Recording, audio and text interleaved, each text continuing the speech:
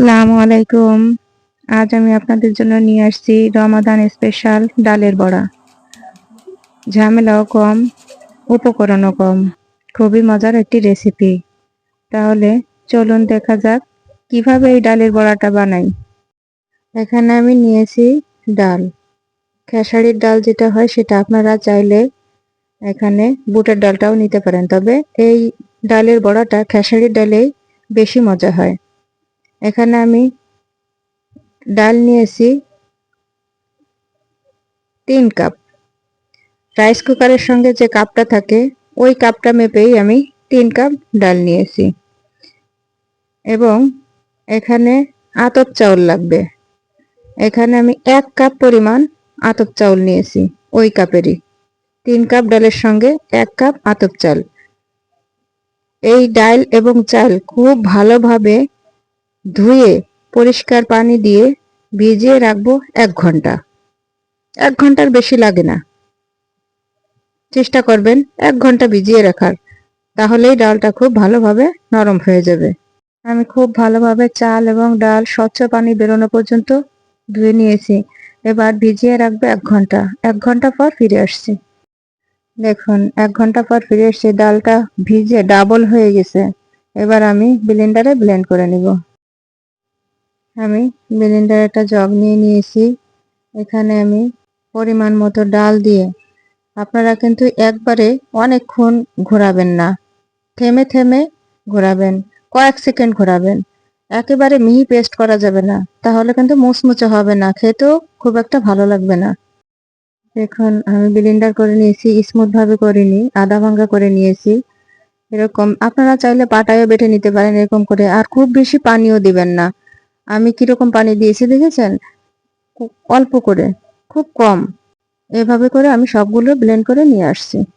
ডালগুলো সব আমার ব্লেন্ড করা হয়ে গেছে। এবার আমি চালটা ব্লেন্ড করব। তবে চালটা একটু বেশি মিহি করব, যার জন্য আমি চালটাকে আলাদাভাবে ব্লেন্ড করতেছি। এখানে আমি চালগুলোর সঙ্গে একটু পানিও দিয়েছি। এখানে চালের সঙ্গে কাঁচা পাকা মরিচ দিয়ে দিছি 14-15টার মতো। ঝালটা আপনারা আপনাদের পছন্দ মতো দেবেন। তবে এটা একটু ঝাল কম, তাই আমি বেশি করে দিয়েছি। এখন এর মধ্যে খুব বেশি ঝাল হয় না। এখানে রসুন দিয়েছি বড় সাইজের 2টা। জাস্ট এটুকুই মশলা, আর কিছুই লাগবে না। শুধু একটু লবণ আর হলুদ, এগুলো দিয়ে খুব ভালোভাবে একটা পেস্ট করে নেব। তবে চালটা একটু দানা দানা থাকবে। তবে মরিচ আর রসুনটা খুব ভালোভাবে ব্লেন্ড হয়ে যাবে। দেখুন আমি খুব ভালোভাবে ব্লেন্ড করে নিয়েছি। এবার ওই ডালের সঙ্গে মিশিয়ে দেব।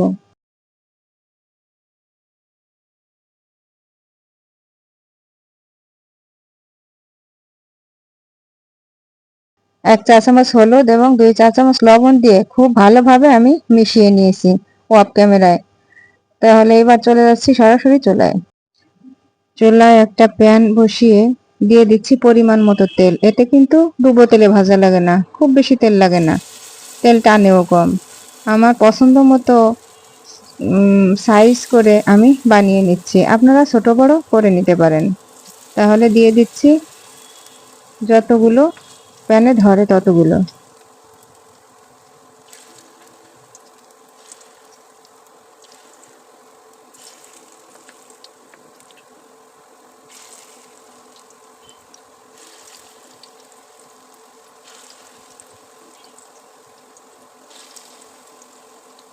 সবগুলো বড়া আমার দেওয়া হয়ে গেছে। এবার ঢাকনা দিয়ে ঢেকে 2 থেকে 3 মিনিট একটু ভেজে নিব। তবে এটা ঢাকনা দিয়ে ঢেকেই ভাজার চেষ্টা করবেন, তাহলে ভিতরটা সফট থাকবে, উপরটা ক্রিস্পি হবে। এবার এক পাশ লাল হয়ে যাওয়া পর্যন্ত অপেক্ষা করব। লাল হয়ে গেলে উল্টিয়ে দেব। এভাবে উল্টিয়ে পাল্টিয়ে খুব ভালোভাবে ভেজে নিব। ওই একবারই ঢাকনা দিয়ে ঢাকতে হবে, আর ঢাকার দরকার নাই। প্রথম বারই আপনারা ঢাকনা দিয়ে ঢেকে দিবেন, তাহলে ওই ডালটা চালটা খুব ভালোভাবে সিদ্ধ হয়ে যাবে। এভাবে উল্টিয়ে পাল্টিয়ে পছন্দ মতো কালার আসা পর্যন্ত ভেজে নিব।